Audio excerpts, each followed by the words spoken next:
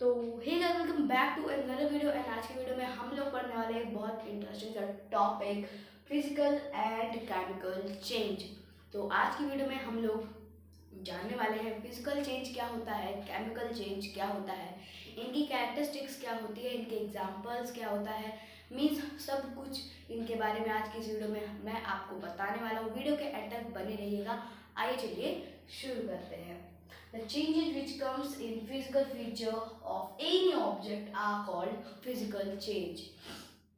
जब कोई चेंज किसी चीज में आता है अपने फिजिकल फॉर्म में, तो हम उसे क्या देते हैं, फिजिकल चेंज।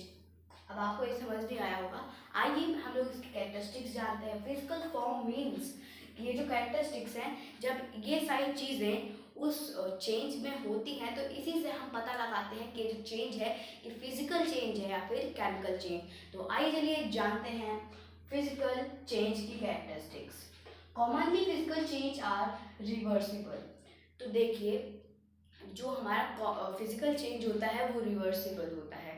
जैसे कि एग्जांपल देखें हम लोग, तो हमारे पास पानी है, हमने उसको फ्रीजर में रख दिया, फ्रिज में रख दिया, तो एक दो घंटे बाद जब जम जाता है तो वो आइस क्यूब बन जाएगा। या फिर आप जिस भी कंटेनर में रखे होगे, जितना पानी हो पूरा जम जाएगा, तो अपनी सॉलिड स्टेट में चला जाएगा। और फिर हम लोग उसे बाहर निकाल के रखेंगे, तो वो थोड़ी देर बाद फिर पिघलना शुरू होगा, तो फिर वो पूरा ही पिघल जाएगा थोड़े टाइम बाद। तो क्या होता है, पहले वो वाटर अपने लिक्विड फॉर्म में होता है, उसके बाद वो सॉलिड फॉर्म में जाता है, एंड उसके बाद वो वापस लिक्विड फॉर्म में आता है। मीन्स जो ये commonly physical change are reversible, वो रिवर्सिबल है ना, क्योंकि वो आइस बना, सॉलिड फॉर्म में गया, बदली, चेंज हुआ उसमें, तो सॉलिड फॉर्म में गया और फिर वो वापस लिक्विड फॉर्म में आ गया। मीन्स आपने लिक्विड रखा था फ्रीजर में, तो लिक्विड जमा, आइस क्यूब बना, एंड वापस हमें लिक्विड मिल गया। मीन्स ये रिवर्सिबल तो होता है। उसके बाद इट इज टेम्परेरी चेंज। ये जो होता है टेम्परेरी चेंज होता है, क्योंकि आज अभी आपने इसको जमा के रखा, आपने यूज किया, आपने बाहर निकाल दिया, तो ये वापस हो जाएगा। तो ये परमानेंट तो नहीं हो जा रहा है ना, कि आपने एक बार जमा दिया तो हमेशा जमा ही रहे। तो ये इसीलिए ये टेम्परेरी चेंज होता है। उसके बाद changes only in the states of matter. ये सिर्फ और सिर्फ एक स्टेट ऑफ मैटर में ही होगा, मैटर के स्टेट में ही होगा। अब आइए चलिए जानते हैं केमिकल चेंज क्या होता है। The change comes in chemical feature of any object are called chemical change. वही सेम थिंग है कि जब किसी चेंज को कोई चेंज जब अपने केमिकल फीचर होते हैं, उसमें ये केमिकल कैरेक्टरिस्टिक्स होती हैं, तो हम उसे कह देते हैं कि ये है केमिकल चेंज हुआ है, इसमें ये केमिकल चेंज है। आइए जानते हैं केमिकल चेंज की कैरेक्टरिस्टिक्स। दीज आर परमानेंट, ये परमानेंट होते हैं। अब इसका भी एग्जांपल ले लेते हैं जिससे समझने में आसानी हो। तो सपोज मेरे पास एक पेपर है, तो पेपर को मैंने जला दिया, तो जलाने के बाद पेपर क्या है, राख बन जाएगा। अब देखिए, ये परमानेंट होता है। अब आपने पेपर को जला दिया तो राख बन गया, तो आप उसे वापस तो पेपर नहीं बना सकते ना, उसको वापस आप पेपर तो उससे नहीं पाएंगे, वो राख बन गया तो राख ही रहेगा।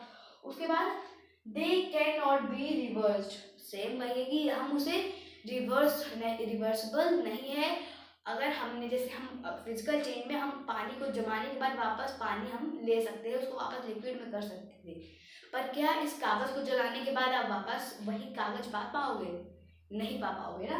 तो इसीलिए they can not be reversible, ये भी सही है, वो रिवर्सिबल नहीं होते हैं। these results in result a new substance is formed। जब हम उसको बर्न करेंगे तो हमको जो रिजल्ट मिलेगा उसमें एक नई चीज होगी।